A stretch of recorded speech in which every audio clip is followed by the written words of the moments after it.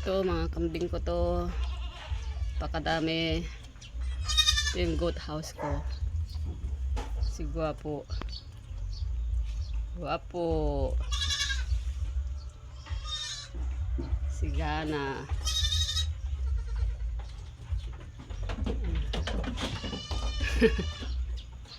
Yung mga baby goat.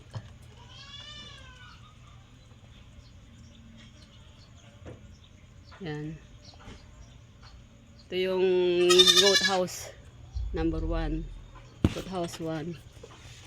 Yan. Mga pagkain nila. Mga damo.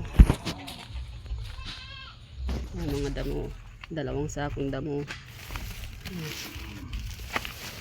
Mga sako. Mga sariwang damo. Yan, mga sariwang damo yan. Punta tayo sa kabila. Ito yung unang goat house. Yan. Yung unang bahay ng goat house natin. Punta tayo sa pangalawa na bahay ng mga goat house. Patuloy ko pong i-improve to. Maingay na sila, gutom na sila. Yan. Yung mga naglilimlim po tayo.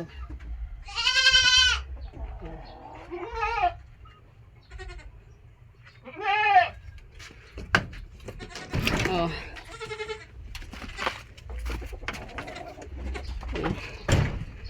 Oh, yung makulit na anak. Yan. Oh, good house. Napakadami po natin kambing dito. Oh.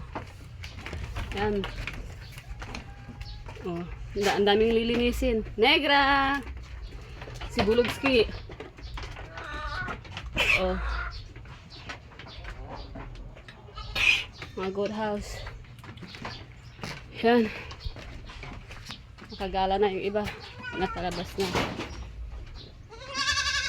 Ito mga pakainan nila. Oh.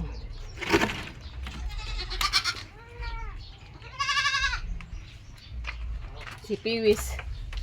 Ang anak niya. Ito yung malawak na ano nila. Kainan. Ito yung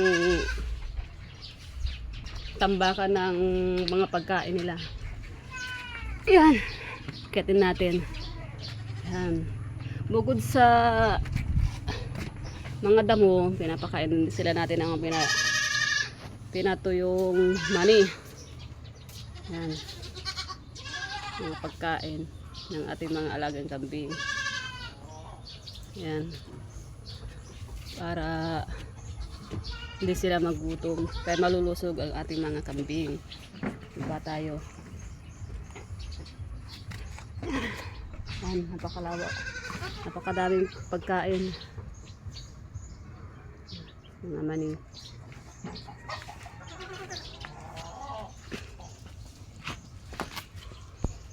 Oh, wala pang pagkain. Huwag lapit.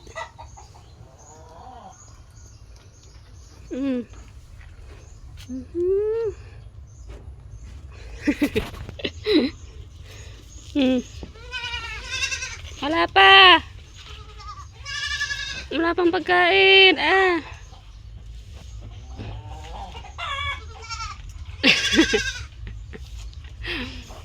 Lulusog. Magpakain muna tayo ng mga manok bago natin pakainin itong mga to.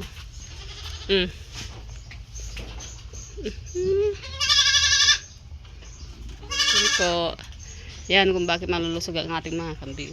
Tapos, bonbon sa kung silang pinupurga. Princess! Princess! Ay, sumisigaw na yung mga anak ni... Oh. Lalabas na! Labas na!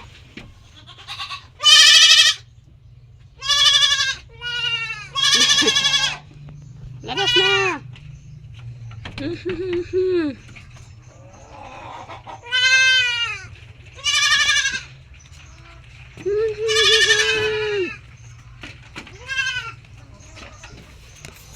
Yan, mga pagkain. Para hindi sila magutom. Bukod sa mga damo na kinukuha natin dito sa nilalagay natin dito sa pakainan nila. Yan mga pakainan nila yan.